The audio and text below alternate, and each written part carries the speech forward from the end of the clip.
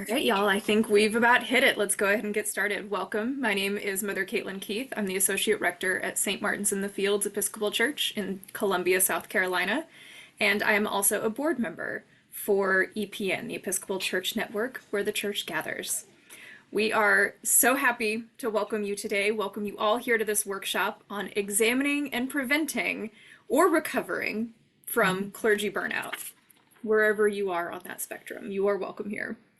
We're so thankful you're here, and we hope that you'll take advantage of all that EPN has to offer in the church to each other, our multiple learning opportunities. Our biggest event, our biggest one, is coming up soon, the annual conference. It is a wonderful opportunity to meet your colleagues face to face, to learn from one another, make new connections, and hear a lot of really interesting stuff. You're gonna walk away chewing on a lot. We're happy to announce that the 2026 annual conference coming up will be held in Charlotte, North Carolina. My neck of the woods. We'll be excited to welcome y'all down south again. And that'll be March 3rd through the 6th. Early bird registration will open in the middle of October, so keep your eyes open for that, and we hope to see you then. Just a couple of housekeeping procedural items before we get rolling, and I turn everything over to our panel and our presenter today. First of all, this session is being recorded. You will receive an email with a link to the recording and any other additional materials that might be shared by the panelists today. And that link will also be posted to our website workshop library and will appear on our YouTube channel as well. You can access all of the archive of our workshops on our website and our YouTube channel. So check that out. Generally posted within 24 to 48 hours. Like it takes a second to make sure that it's polished and ready to go. So be patient, but that'll be heading to you all soon. Also today, the question and answer function of Zoom is disabled for our workshops. We like to receive our questions in the chat. So please enter your questions in the chat, just like you're all introducing yourselves to each other right now. And our panel will keep an eye on them during the workshop, and we'll either answer them right then or we'll address them at the end. And after the workshop, you'll also receive a transcript of the chat with your recording as well. Again, thank you all so much for being here today. And I am happy to introduce my friend, Kate Moorhead Carroll, Dean of St. John's Cathedral in Jacksonville, Florida, and Secretary of the EPN Board. She's going to start the discussion and introduce you to our guest today. Take it away, Kate. Thank you. So good to have you all today. We are really blessed to be with you to talk about something that is absolutely crucial to the life of the church, which is the health and wellness of clergy and ministers in general. And I have with me today a woman who has devoted her life really to that calling, to try and help clergy learn how to be well. Callie Swanland is the author of this amazing book, From Weary to Wholehearted. I hope you will try to purchase a copy. You can do that at Jack's Cathedral Books or at Amazon or a lot of other places, I'm sure, Callie, right? This is a book that is a toolkit for you if you're learning how to find balance in your life. And we're blessed to have Callie with us today. Callie, thanks for joining me. I'm so glad for this conversation. It's such an important one. Well, let's begin by creating a framework for our discussion. Callie, you and I talked about the absolute essential nature of clergy learning how to take care of themselves, and that this is a spiritual battle. It really is a battle between the forces of light and the forces of darkness, because if you're going to bring a priest down, they're not going to do damage to other people, at least probably, hopefully not most of them, but they can believe that they can rescue the whole world. I know I have succumbed to that in my life. And we can literally run ourselves into the ground and sin against ourselves by not learning how to achieve balance in our lives. So can you begin by just talking a little bit about the spirituality of clergy wellness? Because I think some of us think of it as kind of a selfish thing or an optional thing. Put it into context for us. Yeah, I was really glad when we talked before this. I was glad you used as strong of words you did as you did about the great force of darkness, because I think there's still a message in the church that this is, are we going to the gym and are we getting our nails done? Those are incredibly important pieces of caring for ourselves, but there is a deeper issue. And that is, are we caring for our souls in a way that allows us to live into the fullness into which God invites each and every one of us? Each and every one of us. Are we living into that calling? And there are some, as someone who companions a lot of clergy, as sort of a hybrid of coach and spiritual companion, I see the people who are thinking about not just leaving their church, but leaving ministry altogether because their sense of God, their sense of the church has been rocked. And that is a huge problem. That is a huge problem. We're talking about people who are getting sick more frequently. We're talking about people who are needing to take emergency mental health leave. We've even had a handful of clergy die by suicide in the last 5 years. Mm. That's a crisis. That's a crisis, especially in a vocation which I believe ascribes to Jesus's followings of being countercultural. Yes, yes, Us steeped in yes. the And problem. let's start with Jesus as our role model for a minute. I mean, I'm thinking about like the pool of Siloam. Jesus doesn't help everybody. He chooses one person to help, and we never think about all the other cripples at that pool that he didn't help, or the way that he's making his way to the cross to Jerusalem and going slowly. The idea of rushing to rescue is not of God. Yeah. Jesus did not rush. Talk to me a little bit more about Jesus's role modeling of how he took care of himself. Yeah, I mean, you see many times where, and of course it's not all written in, right? But you see many times where Jesus tries to get away by himself, where he is resting in the boat. Um, even this, what we might think of as a harrowing experience in the desert. I love the trajectory. Jesus gets baptized and assured of his belovedness. And then he needs to go and retreat, which is literally means time set apart, right?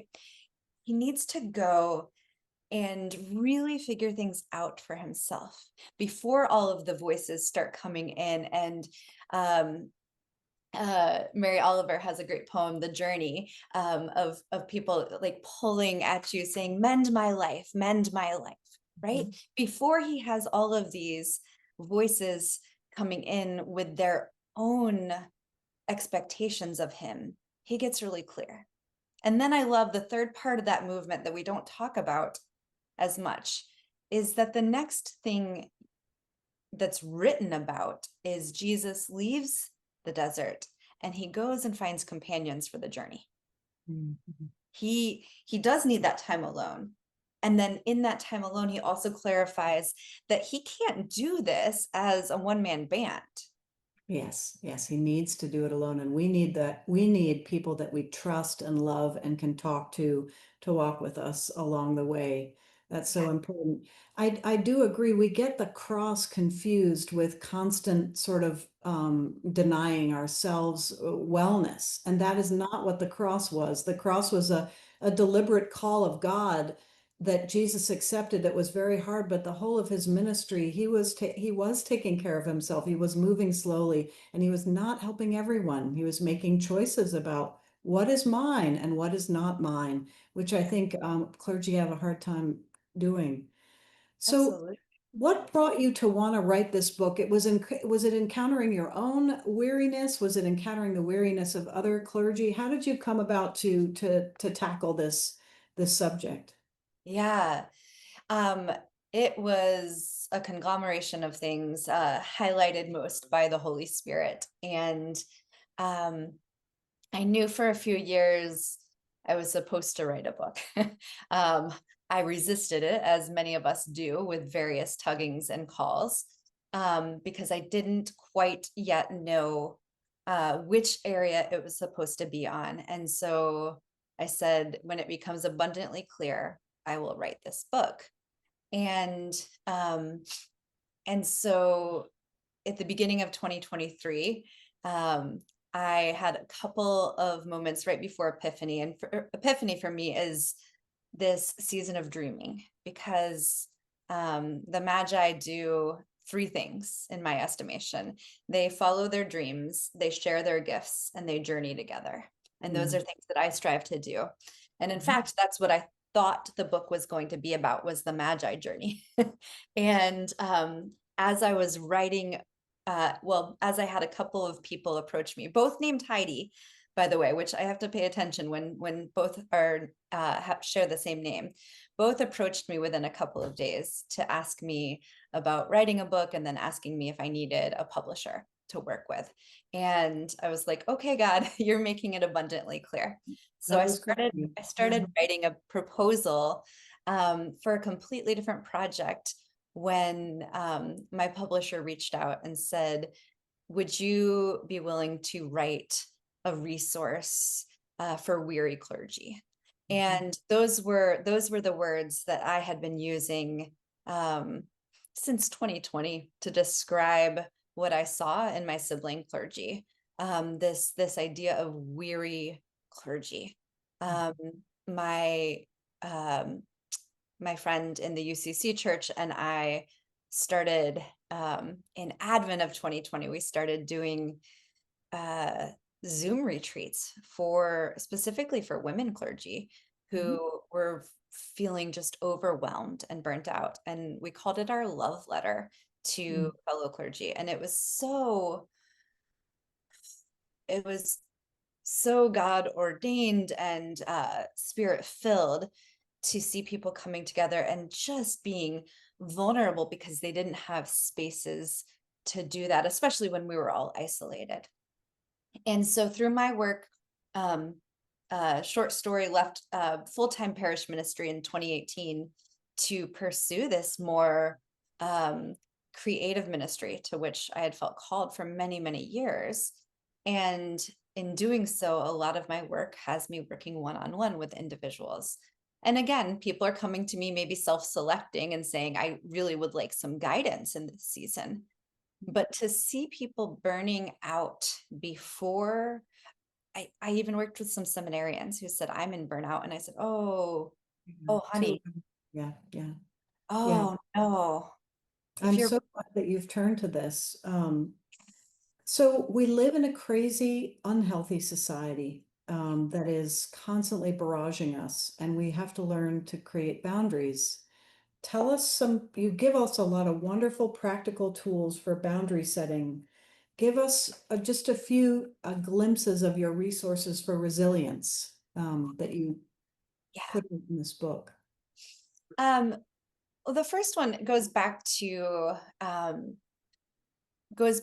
you were talking about the healing at the pool. When I was starting to write this book, I solicited opinions of others about what was their source of weariness. And a lot of people named really big systemic issues, oppression, racism, the patriarchy, which are indeed issues in our weariness and in our burnout. But this resource was meant to be for people who are actively facing or trying to keep burnout at bay. And you can't tell someone who's experiencing those layers that they also have to go out and fight that thing. And so as I was talking with a friend about how do I tell people, yes, I know there are bigger factors, but also I believe that they have a role in their own care. My friend said, well, Jesus said, do you want to be made well? Jesus said to that man at the pool, and of course the man had valid excuses. He had valid reasons. No one has been able to take me down here. And Jesus says, take up your mat and walk. And so the first thing when it comes to boundaries and tools for resilience is looking inside and realizing what autonomy we have. And that, yes, it becomes easier with privilege and power, but everyone has some autonomy. Everyone has some step that they can take with God's help, with the help of professionals. Yes, all of these other things. But if we sit back and say, I can't take care of these bigger things that are going on in the world right now. I just feel helpless and hopeless. Mhm. Yeah, that will make us feel helpless and hopeless. So Yeah, what are you know, things we can do? it's sort of, isn't it sort of ego driven? Either I can't do anything or I have to do everything. Both are ego driven. We're not saying, Jesus, what do you want me to do? Because he says to the man what the man should do, take up your mat. But the man has his own thoughts about what needs to be done. I need to get into the pool and people keep shoving me. And if we could just get our will out of the way, we're infinitely precious, but we're not all powerful. To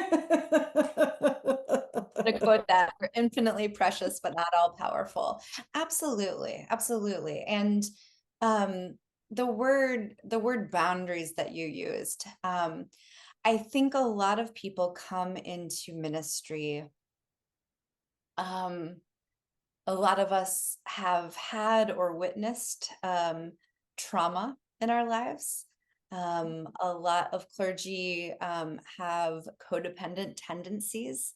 Or A natural lot of rescuers. that. Natural rescuers, yes, that's us. Absolutely, absolutely. So we go into a helping profession. God bless us all. I absolutely understand and identify with that. And that means that sometimes we aren't the group with the best boundaries. Yes. And one line that I like to use with my clients a lot is boundaries don't make friends. A lot of us like to be liked. We like to be liked. And so we try to figure out how to make a boundary that doesn't step on any toes, that doesn't ruffle any feathers, that doesn't upset anyone. I can cheer you on, Kate, if you are setting a boundary that doesn't impact me. But when your boundary impacts me, I might not react positively Mhm, mhm. One thing because I find in parish ministry that's helpful is to be a little bit vulnerable, not totally, but to say, I need some time to rest, but I'd love to get back to you. Or I have an appointment, even though the appointment's with myself, or just something about reminding people that you're a human being. They do love you and they want you to not get sick, but you have to remind them, you know what, I need to sit down. I remember being 9 months pregnant, standing at the receiving line, and no one brought me a chair. But when I said, I'm really pregnant and my legs hurt, someone rushed off and they were joyful to get me a chair. But I had to say, when? I need to sit down. But it was my need. yeah, And setting a boundary that says this is what I need often is more often can be received better, rather absolutely. than you didn't get me a chair.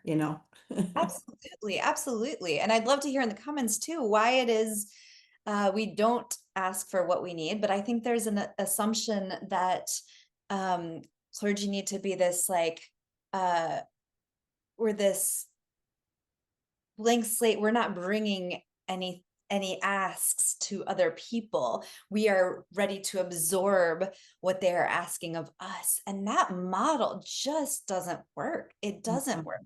And Terrible. to be human is so important. Jesus was fully human and fully divine. We are not the divine part.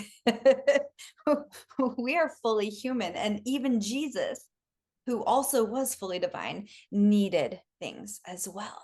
And Jesus didn't do a lot of nuts and bolts. He had someone bring him food. He had someone who was doing the purchasing of the groceries.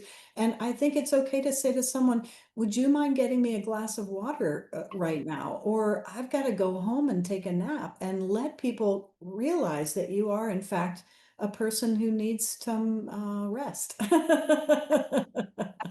So being able to set boundaries is good and helpful for you, period. I like to say, like, taking care of you is good for you, period. But a lot of us won't do it just for us.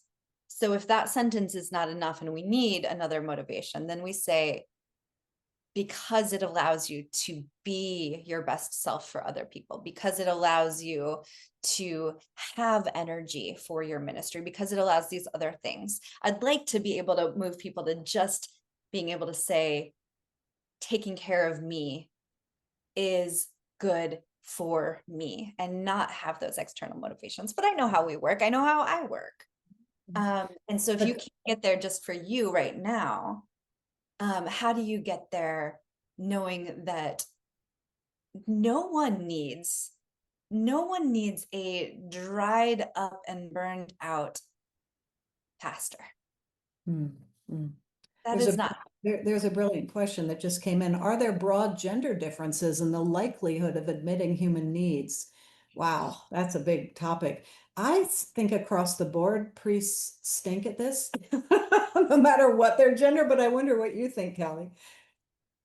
Yeah, I think I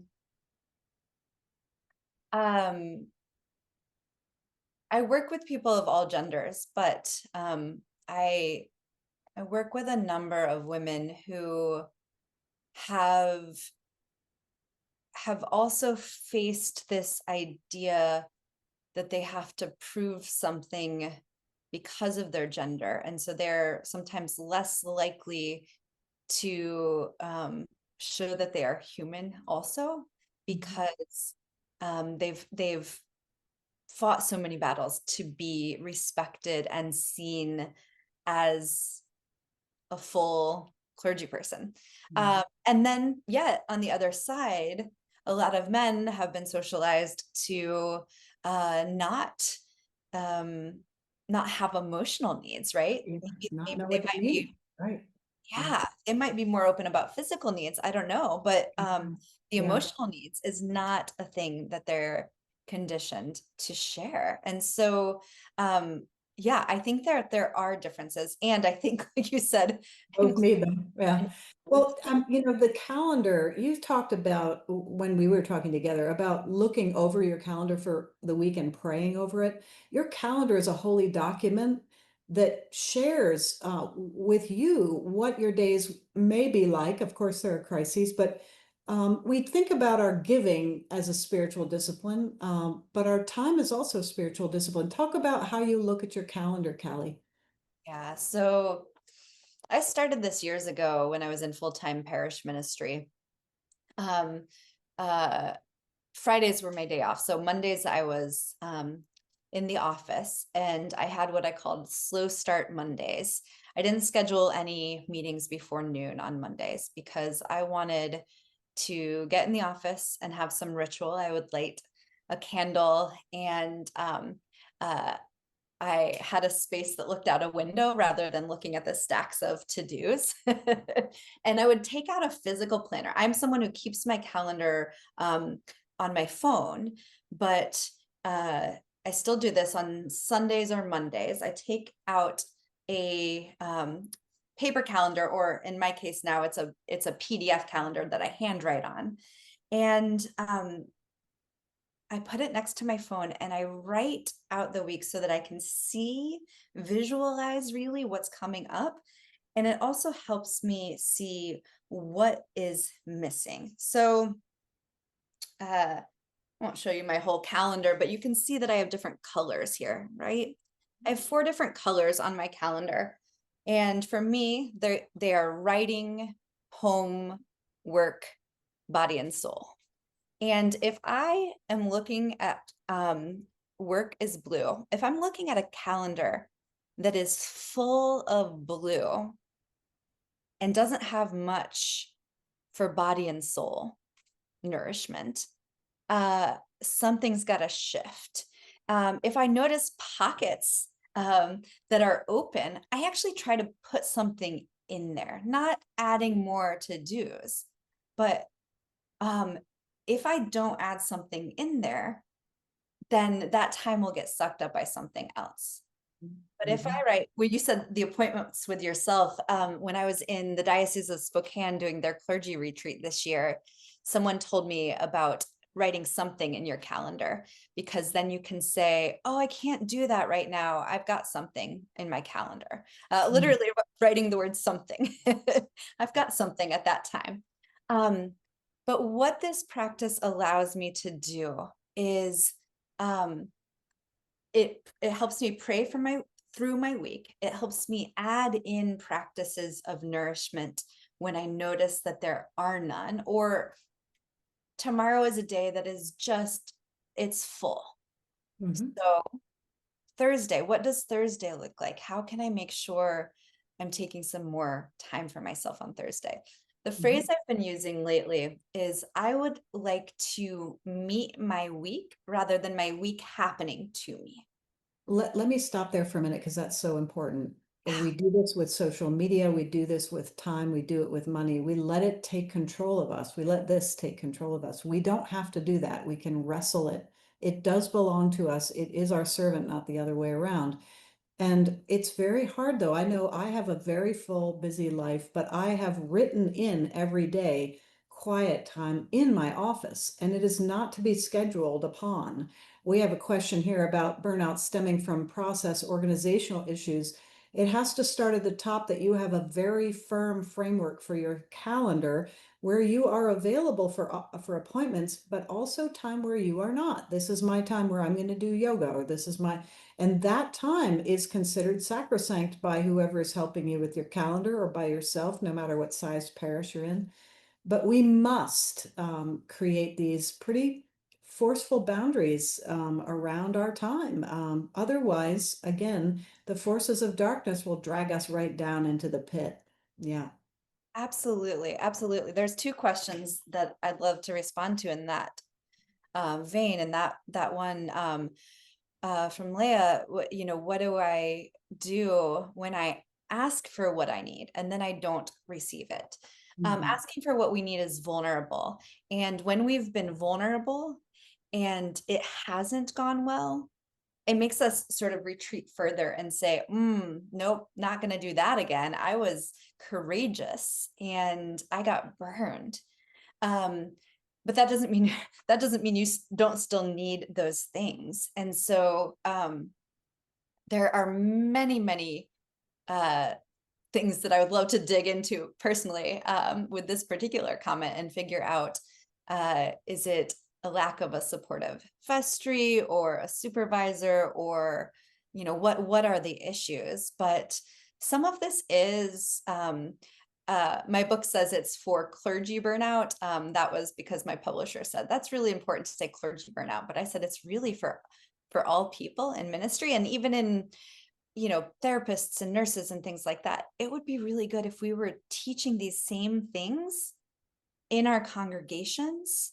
Yes. And both, yes, we need to take our congregation with us. We all need to learn about self-care. This needs to be something we're all learning together, and then you can refer to it with people. Absolutely. and 2 points to that, to both for their own soul nourishment, and I do think they have a role in not ensuring, in assisting with their clergy person's wellness. And so what can they be doing? They the other question I wanted to respond to is from Larry. Says, where does having a spiritual director fit into overall wellness? I have one of my coaching clients has what she calls a pit crew. She has a therapist, a coach, and a spiritual director. And she says, she needs like all these people around her. And I love it. I love it when you have the capacity to have all three. I recommend it. Having at least one is really, really necessary. There aren't many things that I say you have to or you should, but having a helping professional, having someone, we are, as clergy, we are professional space holders. And so it is hard for us to have space held for us. And a friendship is wonderful, but it's a back and forth. To have a space where you can have space held for you.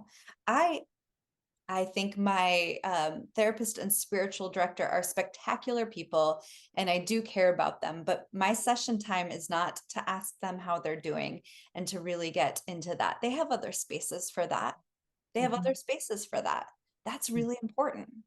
Yes, we absolutely have to have that undivided attention of someone at least once a month or hopefully more, plus people that we're praying with and are walking with us in our life. I think there's no human being can see itself clearly. We just can't. We have to have someone who discerns with us.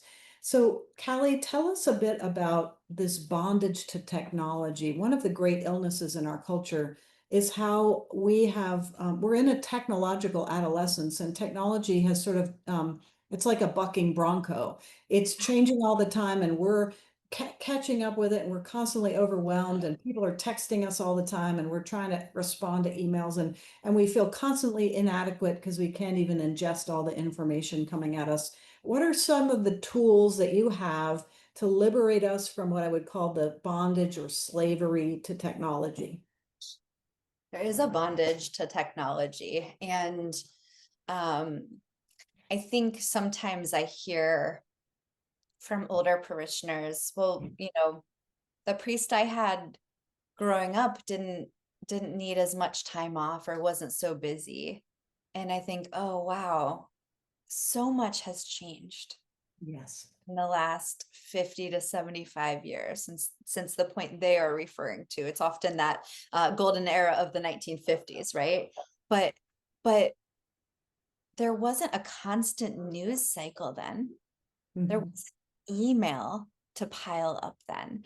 There were not a lot of those demands. Ministry has absolutely shifted and changed because of technology. And I'm the first to say so many wonderful things. The way I am able to connect with people around the world is by this technology around Zoom. The way that we're able to be here today is because of that. The being beholden to it, though, we know scientifically what it does to us, and that is a bunch of not great things for our health. But I also think we know what it does spiritually and emotionally. And I liken it to like eating one donut is like amazing and delicious. When I have scrolled for an hour mindlessly, I feel like I've eaten a whole flat of donuts, and my stomach hurts. Like, it's just that feeling of like, oh, that doesn't feel good. That's perfect, Callie. We talk about media diet. If you think about it, what should be your media diet? We think about eating healthy, but what about our intake of information? How do you take in information in what amount? You set it consciously before you get on the technology. You decide what time you want to give. I find social media is good because, like Facebook, I hate Facebook, but people are telling me they're having surgery and stuff, and I can wish them happy birthday. So I go on to do pastoral loving kindness and hopefully post something hopeful. And then I leave, but I try to be very intentional about the time I'm on. Talk about a media diet, and how would someone begin to create that for themselves? Yeah, so there are a couple of clergy that I've talked to about consuming, and we tend to talk about consuming in terms of food. And then we think things like books and podcasts. We're like, oh, that's wonderful. Those are, edifying. Constantly consuming even books and podcasts and things like that is not allowing for our own thoughts. It's not allowing for silence and time alone. It is another addiction. So several years ago, I started during Lent, I started Facebook free Fridays, and every Lent I would be off of Facebook on Fridays. And after a few Lents, I noticed in myself that I was like, oh, I can't wait for Lent again for this. And then it struck me and I was like, I have control over that, right? I think we do. I think a lot of us do have a sense of what is good and right and healthy for us. We don't always have the wherewithal. We can tell when we feel bad. We can tell. Yeah. We don't always have the wherewithal to implement it, but we do know that. And so this is just like the meeting your week rather than your week happening to you. The same thing happens with social media, and this is all about intentionality. In my book, I call it preparation. It's the mental aspect of declaring how you want to spend your life, how you want to spend your day, how you want to spend your hour. Yes. Uh, we are moving so quickly that we don't often pause and ask what it is we really, really need, what it is that fills our soul, that would fill our soul. And sometimes that is for me to say, I would like to use this hour to mindlessly scroll. If that's an intention and I set that, Right. wonderful, Right. wonderful. Right. But it's when it happens to us that Yes. we We get feel a kind of hypnosis going where we're unconscious and we are days and weeks and months are stolen from us. And that is the work of darkness. That is not, we have the capacity to determine how to spend the precious time that God has given us. It is God's gift to us and to no one else. It doesn't belong to Meta.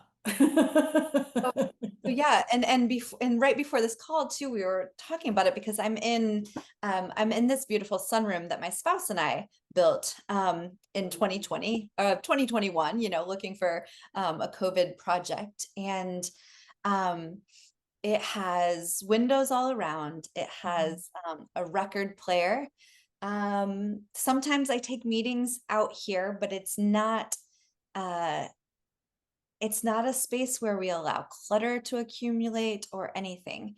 And uh, before we started, Laura Manley was saying, oh, an analog room. And that was my discipline in, I think it was 2023. I typically choose an anchor word for the year to guide me. And the word I chose that year was analog. I wanted to do more things with my hands. I wanted to do more things. Listening to a record is perfect example of this because you have to stay present in the room that it's in. You don't have, headphones. You're going around tasks. A record ends every, 20 minutes or so. You have to flip it to the other side. So it requires this sort of presence. And in my book, I call this unitasking.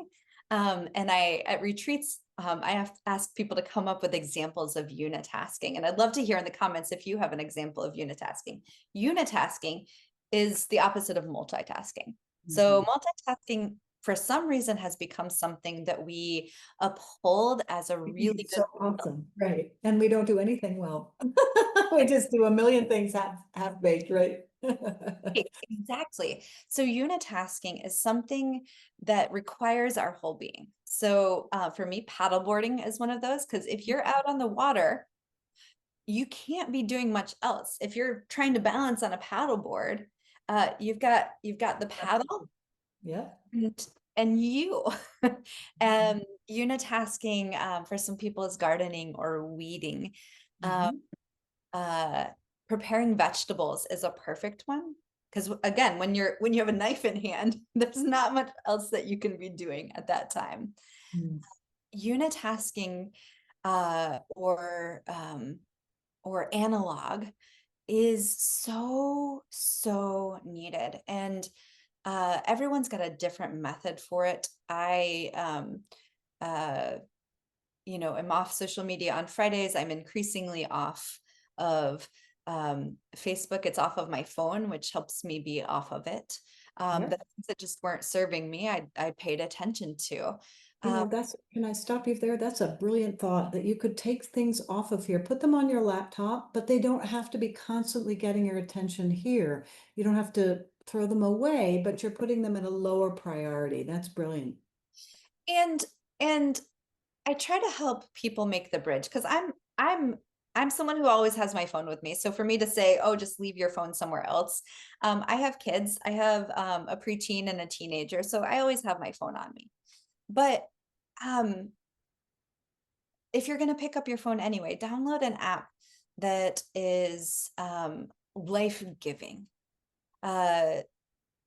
Listen to your book, or get the Pray As You Go app, or do something. If you know you're going to be doing that, journal on your phone. I don't care. Like Or if you're alone in a small parish, get a lay person that you trust to just be that emergency contact for you for your Sabbath day, so that they can just be the triage, the person that says, this is someone dying, I do need to call you, and you take their call, but no one else's, and everyone knows to call them. So good for the community to think that you're doing a Sabbath, because they all should be doing it too. These uh, kind of little tools are so helpful, but we have to be vulnerable and human with people and share our needs with them. No one should be 24/7 on call. That's not healthy. Turning off notifications is healthy. There are so many different ways to slice the pie, but just being conscious, like you said. Tell us, you have so many wonderful tools in here, Callie. Tell us about half rest and why half rest isn't a good thing. You talk about that term in your book. yeah, so that relates to what we've just been talking about. Is I notice it's particularly in the evenings when I'm already feeling tired, but I've got a task to complete. So I might have my laptop open. I might have my phone nearby.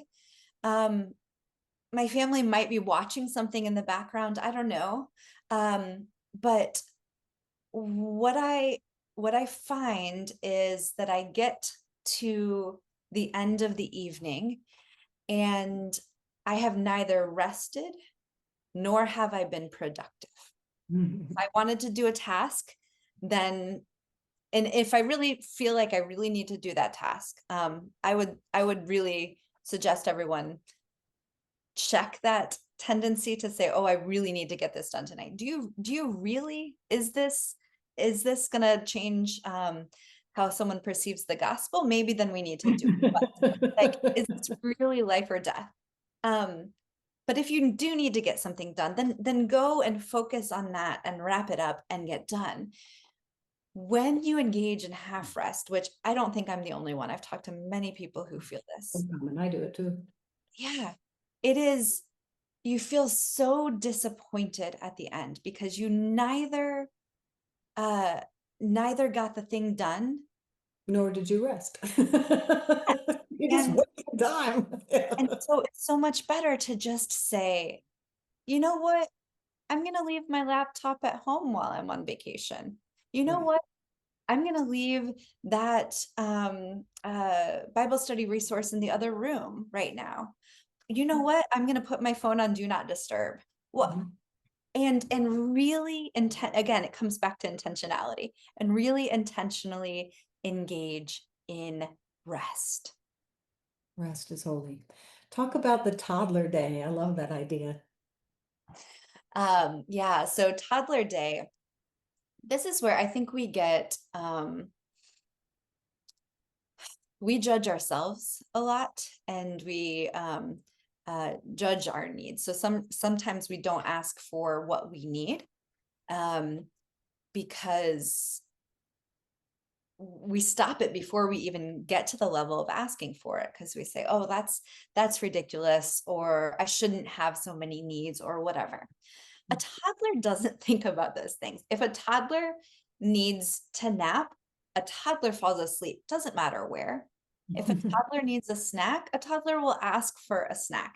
If a toddler needs an emotional breakdown, they don't have to wait for another moment, a convenient time to do that. A toddler day is really just listening to your body and soul and saying, what is it I most need today? I've been using the term soul cravings with people lately, and it's really resonated. We have cravings for food, and sometimes we shame ourselves for our cravings. but our cravings often tell us something. When I was pregnant with my youngest, I wanted to eat a lot of ground beef. And I realized that my body was craving iron. It really needed iron during that pregnancy. A soul craving is a thought we have. It might come across as jealousy or envy, but it is an indicator that something is missing for us. So, for example, we go on Instagram and we see someone's vacation photos, and we feel that pang of longing, or again, it might be jealousy even that it comes across as. And what I think that is trying to tell us is something about our own needs. It might be telling us that we need a day off. It might be telling us we need time to reconnect with our spouse. It might be telling us any numerous number of things, but it's telling us something. When we notice that we are longing for something, I think it's worth paying attention to what we're longing. And our resentments. When we resent other people, we're often resenting them because there's something they have that we really need. yeah, Maybe we do need a vacation, or maybe we need whatever. But if we're very grumpy and very resentful, we're probably not caring for ourselves well. absolutely. Resentment is one of those. So I do work in the school of Brene Brown, and Yes. it's one of those indicator lights, like on your car when you get the little dashboard lights. Resentment is one of those lights that says something is amiss here. Something is amiss. The light doesn't always tell you what is amiss, but it tells you to pull over and check things out. Yes. When we are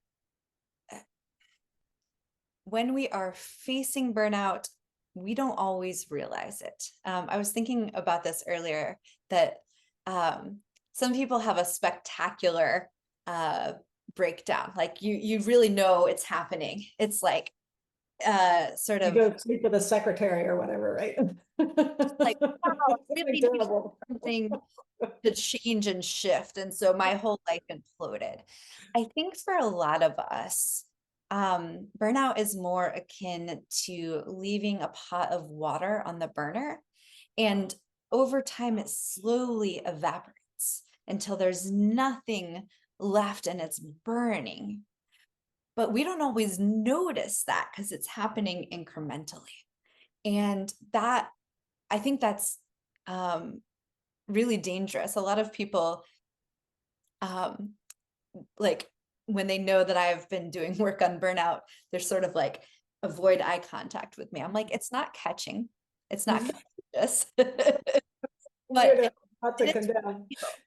It is real. And even if you are not melting down right now, many of our clergy are feeling and experiencing some form of burnout, as if it were a spectrum. They might be somewhere along the line, but a lot of people are not fulfilled in their call, are questioning whether they're actually making a difference in the world, or they say, this is not the ministry that I signed up for, because so much has shifted in the last 5 years.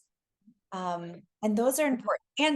And a lot of people may be questioning the existence of God, all of that. But if you're doing those things before you make a huge life change, try to take care of yourself and see if some of the awe and wonder doesn't seep back into your life.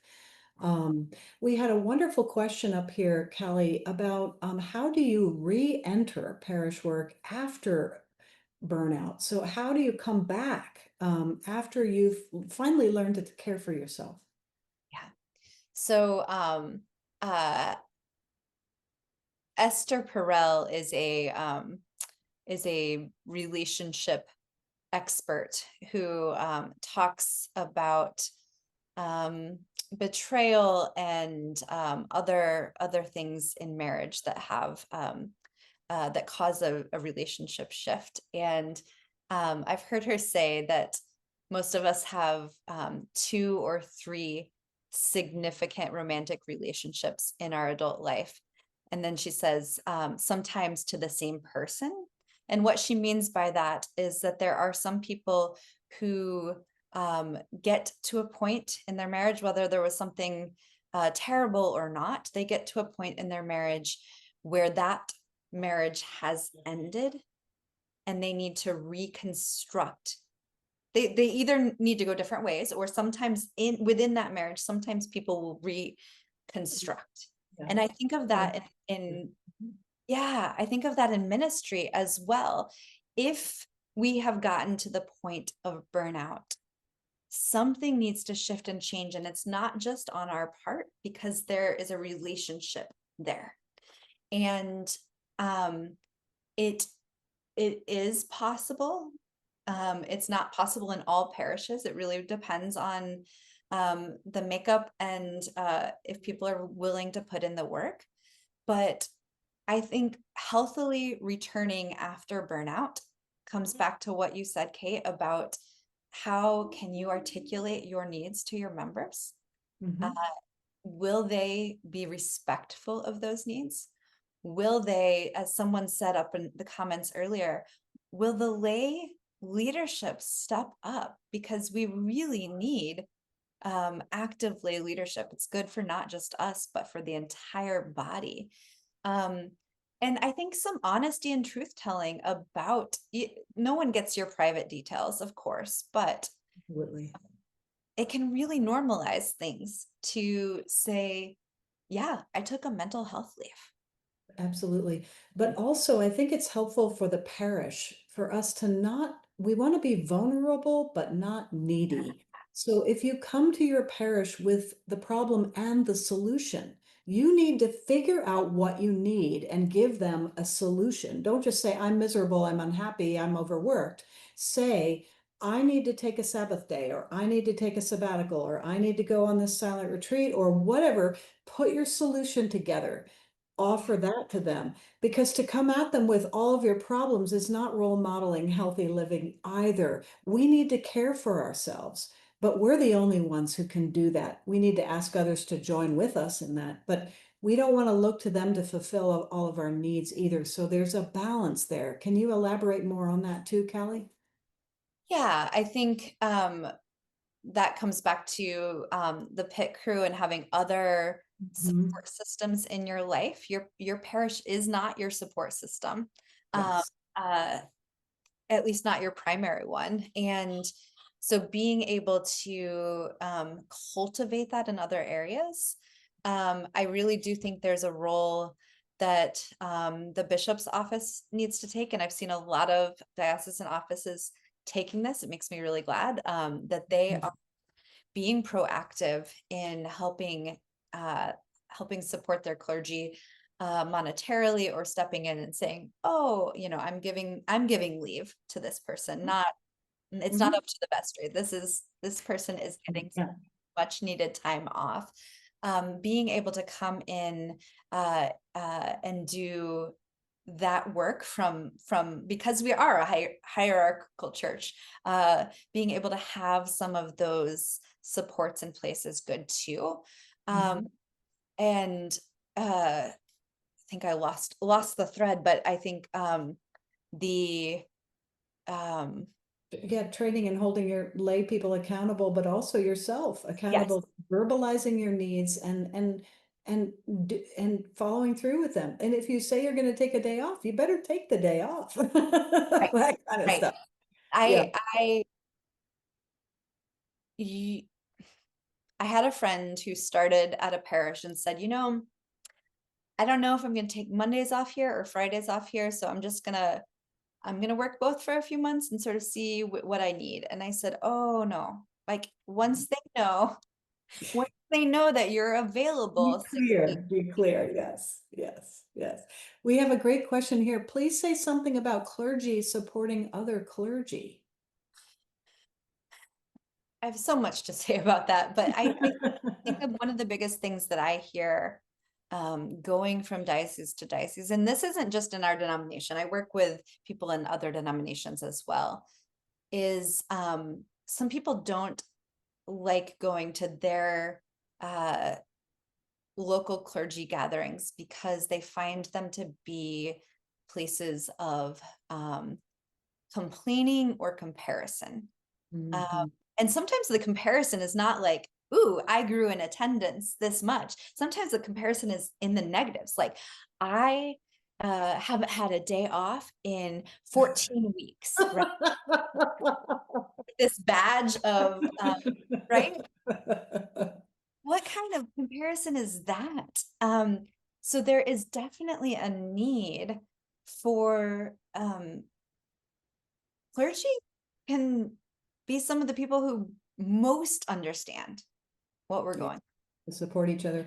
Well, and to understand that parishes are very different. You can't compare a rural parish out in the hinterlands that doesn't have a lot of people, the life of that sole priest doing everything as compared to this associate priest. And they compare each other, and it's like apples and oranges. They're in totally different situations. And we all work for the same team. Why are we competitive? If somebody goes from one church to another, who cares? That's not evangelism. That's just, I don't know, moving the marbles around the table or something. Yeah, I Yeah. think we have to get better at loving each other, don't we? Yeah. Yeah. Yeah. I am I'm leading for the Methodists in Michigan. I'm leading a 9-month cohort on my book. And they're doing clergy cohorts of the book together, which I think is so cool because What a the great book bias. dives into some deep and vulnerable questions, and to be able to talk about those things among colleagues um, is really, really beneficial and Mhm. necessary, because we stay at the surface level even with colleagues sometimes. What's really going on, we just see the tip of the iceberg. um, Mhm. I also, when we were talking about the returning to church after um, after burnout, I think there's also something about asking for what you need, whether it be in the interview process or sometime later as you're with a parish and realize that you have some different sets of needs. People are scared to do that. And my thought on it is, if the answer is no, that is really telling. If we don't ask for what we Yeah, need, we're not right. going to get it met. If we ask for what we need and they meet it, great. If we ask for it and they say no, then we really need to do some deep soul searching about, is this the right call for me? Or is there a compromise that could be good? I mean, you don't know anything until you get more information. Absolutely. Absolutely. Yeah. So, and one of the things about clergy wellness too is keeping time, making sure when we say we're going to do something for an hour that we don't go an hour and a half, So in that light, Callie, we're at 4 o'clock and I want to say thank you. I hope those of you who have listened today that you will buy her book, call her up, email her, tell us about how we can contact you, Callie, if we want you to speak or do something like that. Absolutely. So I'm putting in here and in the chat, callieswanland.com. If you can spell my name, you can find me. I'm the only Callie Swanland out there. So in the time that you're not taking a Sabbath from your phones, find me on social media, find me on my website, and that'll have a contact form. I'd love to hear from people what's working and what's not working in your local parish and diocese. And then I love coming in and doing parish retreats or diocesan clergy retreats or whatever it might be, so that we can really be having these honest conversations with one another. Um, Half of my ministry is on the road right now, and I love that. I love it. Our topic is a little bit dismal, but I will say there's a lot of good going on out there. There's a lot of good ministry and gospel work happening. And when I get to be on the road and travel to other places, I feel like Paul. I get to like return with You the bet. good news of what is happening. And so um if you're someone on this call who's thriving in your ministry, we celebrate you. And we want you to continue doing the things that are helping you thrive. And we want you to have spaces to talk about that too, because if you're keeping quiet, it's no good. Right. It's no good. Thank you so much, Callie. Would you close us out with a prayer? Absolutely, absolutely. And in fact, I'm gonna just pull up one of my prayers from my book. Someone asked me to show the cover on the screen, so here's the cover of the book while she's looking for our closing prayer. Yeah. Published by Church Publishing, our own Episcopal publishers. Mm. Yeah. Thank you. Yeah. From weary to wholehearted. This is a prayer I call a prayer for rising. Let us pray. O bearer of despair and hope, be present with us in our breadth and depth of human experience. Help us cast down the mighty, even when the mighty is us. May we not wait, but bring about change in our weary and broken world today and each new day. For ourselves, for our siblings, for those souls with whom our paths will never cross. In tenderness and strength we pray. Amen. Amen. Thank you to everyone. God bless you all, and thanks for joining us today. Thank you. Thank you, EPN. Yes. Thank you, EPN.